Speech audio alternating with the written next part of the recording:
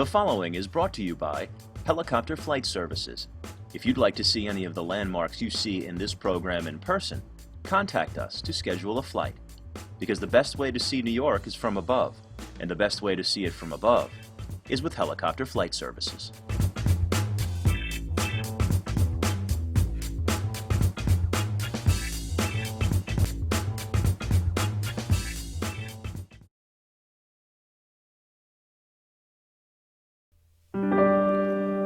New York.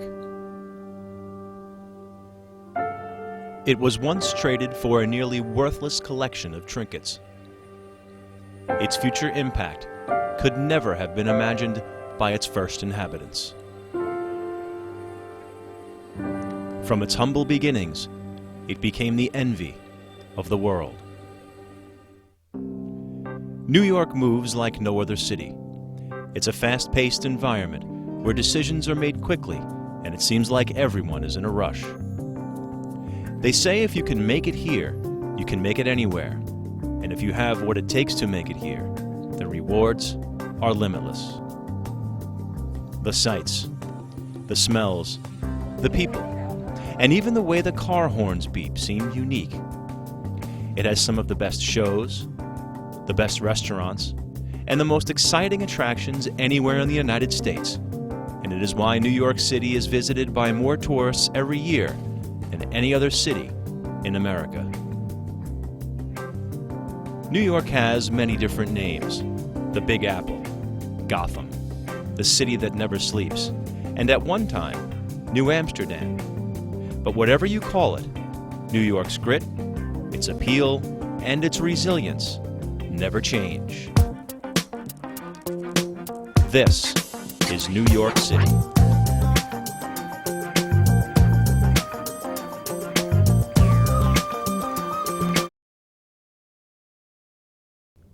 The Lenape Indians were the first to occupy the area that is now known as New York City. They named its focal point Mannahatta, meaning Island of Many Hills. 1,500 years after their ancestors first laid foot on Mannahatta, their culture was nearing its end.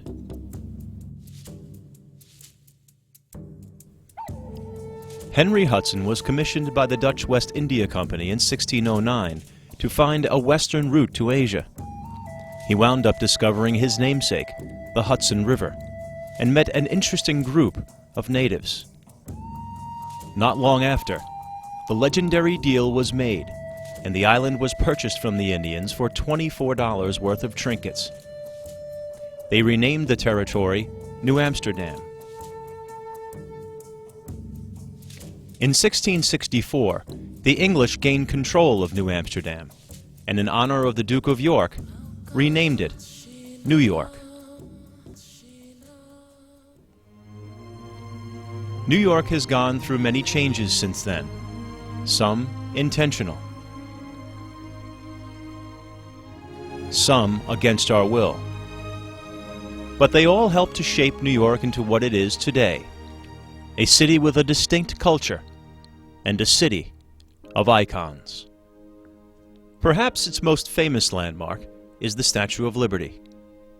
She has kept watch over the harbor and the city since 1886, when the people of France officially presented her to the United States as a gift of solidarity.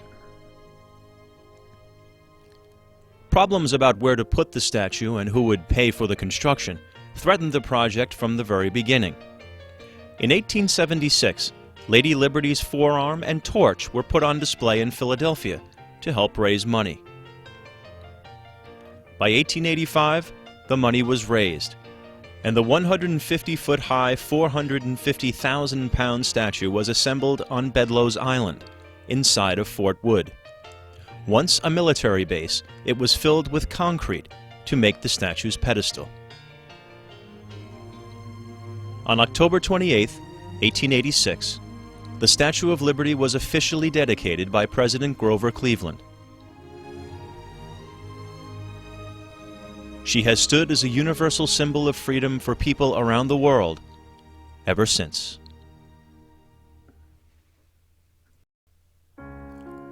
Another island situated at the north end of New York Harbor and just south of Lower Manhattan, is Governor's Island. It was once a retreat for Dutch governors in the early 1600s.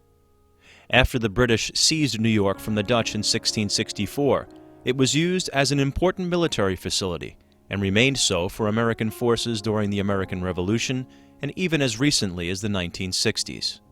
The island is now owned by the city of New York and has been declared a national monument. Just across a small channel and back on Manhattan Island lies Castle Clinton. It is one of a handful of military forts around the city constructed during the War of 1812 to defend against the British. Now a national monument, it is visited by thousands of tourists every year, many of whom stop by just before boarding the ferry to see the Statue of Liberty. Just a mile east of Castle Clinton stands another New York icon, the Brooklyn Bridge. It spans 5,989 feet across the East River, connecting Lower Manhattan to downtown Brooklyn. The bridge was designed by John Roebling in 1869, who died from an injury he suffered while conducting surveys at the base of the Manhattan Tower, and never got to see the bridge completed. Construction was subsequently overseen by his son and daughter-in-law, and opened to the public in 1883.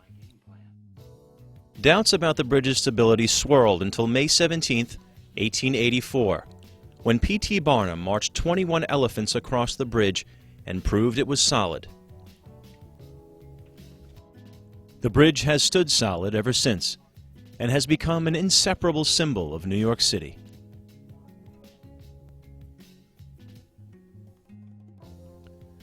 Three miles north of the Brooklyn Bridge and overlooking the East River is the United Nations. The UN was founded in 1945, after World War II, replacing the League of Nations to stop wars between countries and provide a platform for dialogue. There are currently 193 member states. Every September, they come together for the annual UN General Assembly to discuss a variety of global issues. Midtown Manhattan is home to many of the city's most exciting attractions, like the Empire State Building and Chrysler Building. They were both built around the same time, in the early 1930s, and are examples of the classic Art Deco design of the era. Completed on May 20th of 1930, the Chrysler Building was commissioned by Walter Chrysler of the famous Chrysler Car Company. Its gargoyles were made to look like the hood ornaments common on the Chrysler vehicles of the time. At 1,047 feet, or 319 meters high, it was the world's tallest building until the Empire State Building was completed 11 months later. The Empire State Building ended the fierce competition to become the world's tallest building, and its reign lasted 40 years until the construction of the North Tower of the World Trade Center was completed in 1972. After the destruction of the World Trade Center in the September 11th attacks, the building once again dominated the New York City skyline. It now stands as a symbol of strength in a city deeply scarred by the attacks.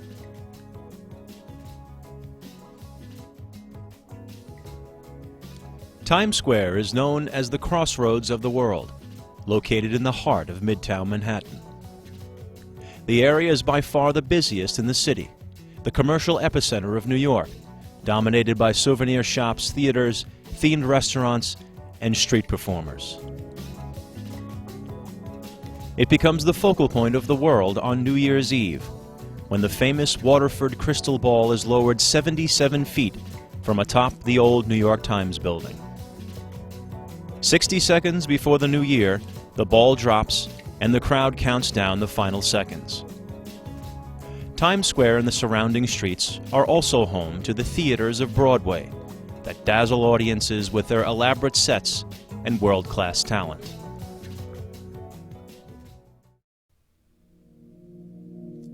North of Midtown, beginning at 59th Street and extending north to 110th Street and east-west between 5th and 8th Avenues, lies one of the largest urban parks in the world, Central Park.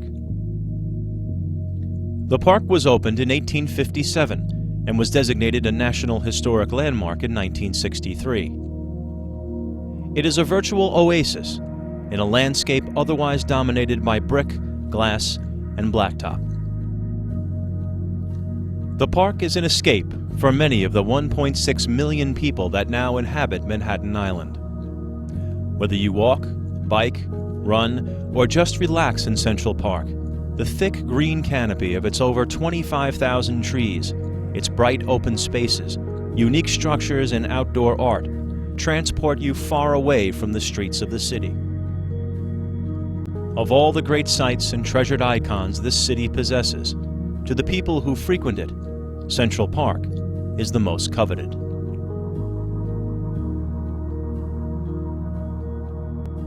Across to the west side, and situated in Riverside Park overlooking the Hudson River, proudly stands Grant's tomb. It is the final resting place of Ulysses S. Grant, 18th President of the United States. But his is not the only body contained in the neoclassical style building. His wife Julia is also entombed here, which is where the famous trick question, "Who was buried in Grant's tomb?" originated. The tomb is a national memorial overseen by the U.S. Park Service.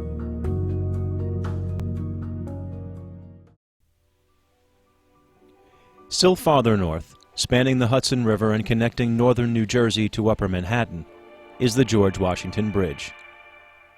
It is the busiest bridge in the world, carrying 106 million vehicles every year. Named after the first President of the United States, its 4,760-foot span opened to traffic in 1931. The bridge is known to locals simply as the GWB and offers breathtaking views of the New Jersey Palisades and the Manhattan skyline.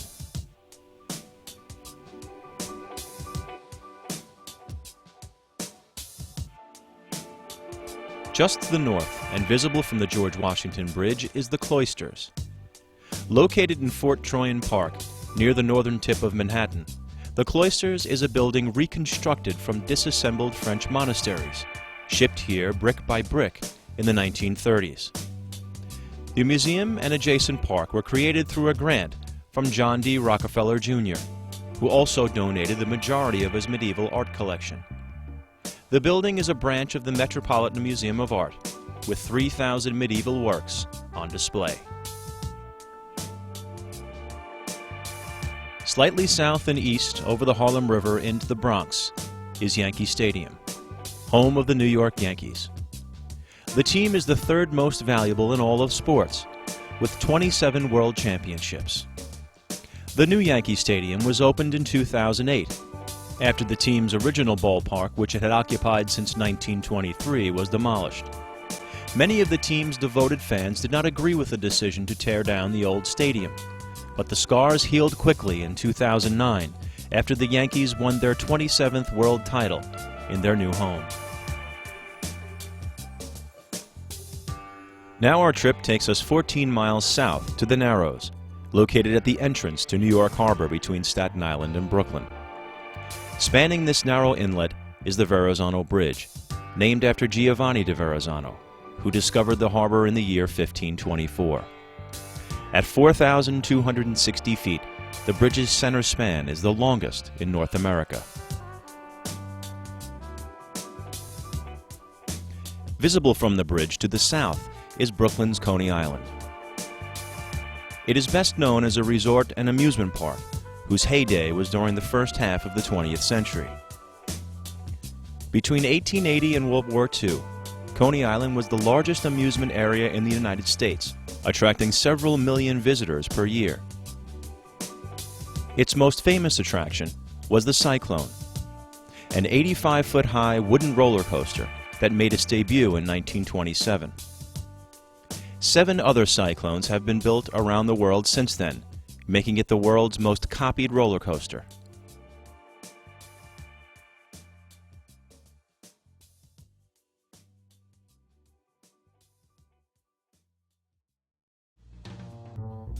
"10 miles north, back in Lower Manhattan, lies the most financially influential street in the world, Wall Street.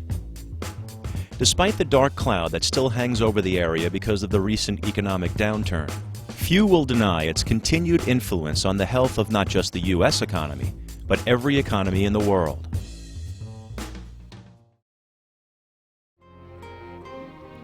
Only blocks from the New York Stock Exchange is the former World Trade Center site.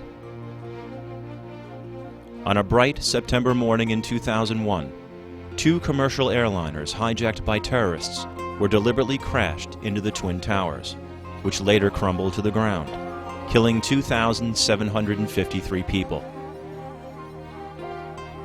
The area where the towers once stood is being repaired, and soon World Trade 1 at 1,076 feet will stand next to the footprints of the former towers, a testament to the resilience of the people of New York and America. 2 reflecting pools, placed where the towers once stood, will be part of a permanent September 11th memorial.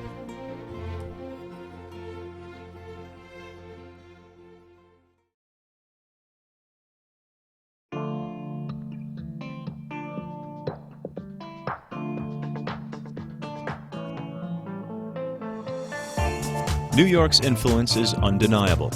From its food to its vernacular, and from its business to its entertainment, it is truly a unique place that has given so many the opportunity to live and thrive in this great country. From its iconic structures to its busy streets, it continues to support a local culture not quite seen anywhere else. It has a magnetism that keeps so many coming back year after year to rediscover what the rest of us have never forgotten.